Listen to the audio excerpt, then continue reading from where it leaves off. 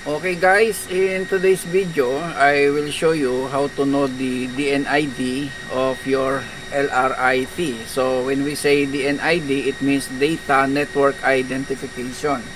Because right now, we are in a process of conducting a testing of our LRIT. Okay, so to do that, first, you need to press from your keyboard the Alt U. So this dialog box will appear. Then after that, just scroll down and choose this DNID selection. Then press enter from the keyboard. Okay, the DNID for this vessel actually is 03857. But right now, the Polestar is using a temporary ID 02657 only for this LRIT testing. Okay, but actually, the DNID for this vessel is 03857.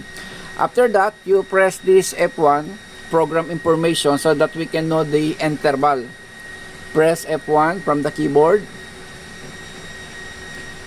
Okay, so right now we are in Indian Ocean region.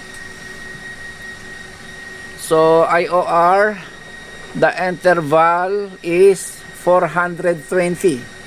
So if they are using a 2500 interval, the frames, okay, there is a computation. From here, you will know the interval of every transmission. So if they are using 2500, okay, you can see here 2500 frames.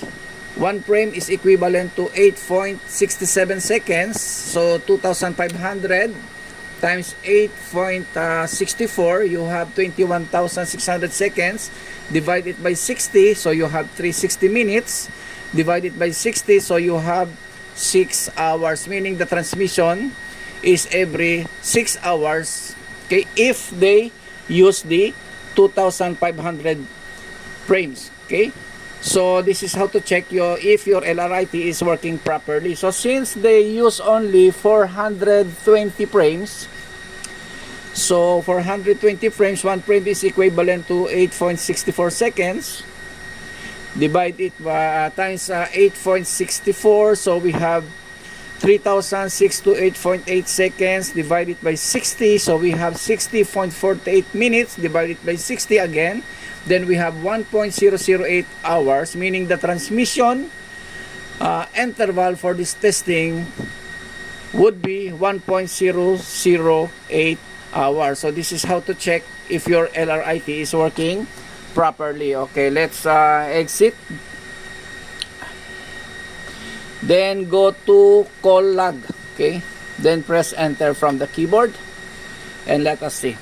Okay, so the Polestar is using 420 frames, so the interval of transmission is 1.008 hours. Okay, if they use 2500 frames, the interval would be 6 hours. So since they use only 420, so the interval would be only 1.008 hours. So you can see here, this is 19, 20, 21, 22, and 23. So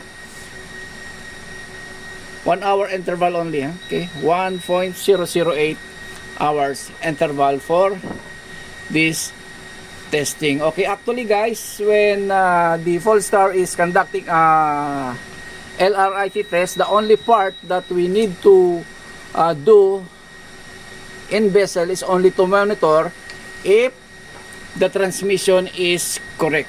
That is the only part. Okay, when they started to testing this one, the part of the vessel is only to monitor, nothing else. Okay, so I hope guys you learned something from this video. If you want to print this one, just print out. Actually this testing will last for 2 days. So for 2 days we are not allowed to send any transmission, or else we can interrupt the testing. This is for 2 days, so we will leave it like this. The only part that we can do is just to monitor if the interval is correct. This is how to check if your LRIT is working properly. Okay guys, I hope you learned something from this video. Thank you.